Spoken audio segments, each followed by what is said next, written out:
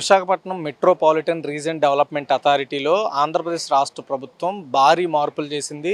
ఈ విఎంఆర్డీఏకి సంబంధించిన ఏదైతే మాస్టర్ ప్లాన్ 2041 ఉందో దీనికి సంబంధించి దానికి తగ్గట్టుగా డెవలప్మెంట్ చేయాల్సిన కొన్ని ప్రాంతాలను పూర్తిగా విఎంఆర్డీఏ పరిధిలో విలీనం చేసే విధంగా అయితే చర్యలు తీసుకోవడం జరిగింది.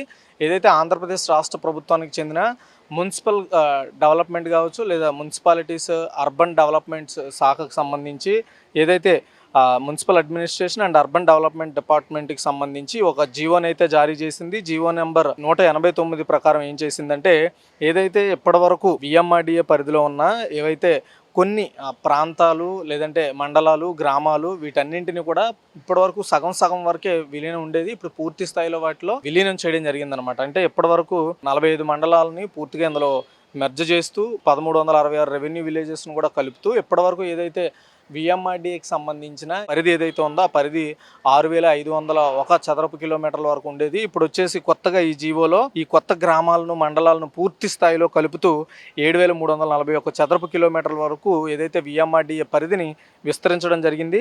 అయితే ఇప్పటివరకు ఏదైతే బీచ్ కారిడార్లో ఉన్న ఏదైతే పెట్రోలియం కారిడార్ ఏదైతే ఉందో విశాఖపట్నం కాకినాడకు సంబంధించి వాటిలో ఆ తీర ప్రాంతాల్లో ఉండే మండలాలను పూర్తి స్థాయిలో ఏవైతే ఈ కారిడార్ వెంట ఉంటాయో ఏవైతే ఇంకా విలీనం కాలేదో వాటిని కూడా ఈ పరిధిలో చేర్చడం జరిగింది.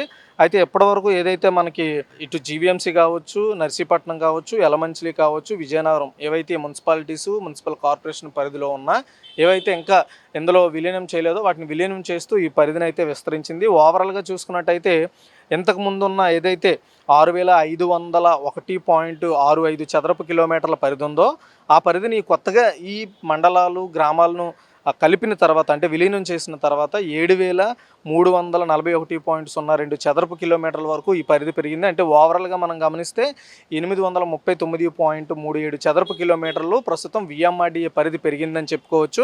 అంటే దాదాపుగా 12.9% ఇప్పుడు పెరుగుదల అయితే కనిపిస్తోంది. దీని ద్వారా ఏం జరుగుతుందంటే ఈ పర్టికులర్గా ఏవైతే కొన్ని మండలాలు లేదా గ్రామాలు ఈ విఎంఆర్డీఏ పరిధిలో కలవలేదో ఇప్పుడు కలవడం ద్వారా ఏమవుతుందంటే ఇప్పటివరకు ఏదైనా కన్స్ట్రక్షన్స్ కానీ డెవలప్మెంట్ చేయాలంటే వాటికి ఆ పంచాయతీలు మున్సిపాలిటీస్ నుండి పర్మిషన్స్ అవసరం.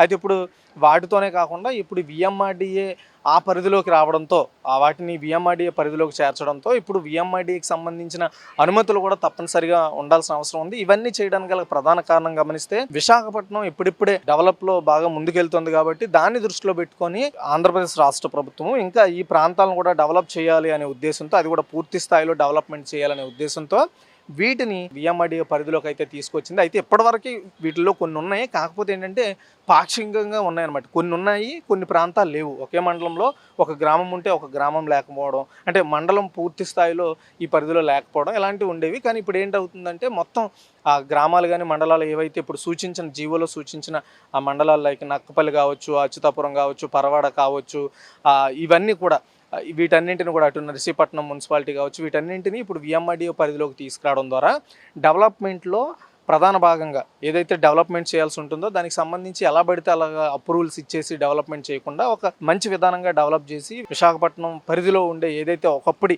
ఉమ్మడి విశాఖపట్నం జిల్లాలో ఉండే ప్రాంతాలు ఇవన్నీ అయితే ఇప్పుడు జిల్లాలు ఏవైతే సపరేట్ అయిన తర్వాత పునర్వ్యవస్థీకరణలో భాగంగా వీటిని ఈ కొత్త మండలాలకు సంబంధించిన ఈ పరిధిలో విఎంఆర్డీఏ పరిధిలోకి చేరుస్తూ మొత్తానికి విఎంఆర్డీఏ యొక్క పరిధిని పెంచడం జరిగింది. ఓవరాల్గా దీని ద్వారా ఇప్పుడు ఏదైతే విశాఖపట్నం డెవలప్మెంట్ మాస్టర్ ప్లాన్ ఏదైతే ఉందో విఎంఆర్డీఏ సూచించిన 2041కి సంబంధించిన మాస్టర్ ప్లాన్లో భాగంగానే ఇవి జరిగిందని మనం చెప్పుకోవచ్చు.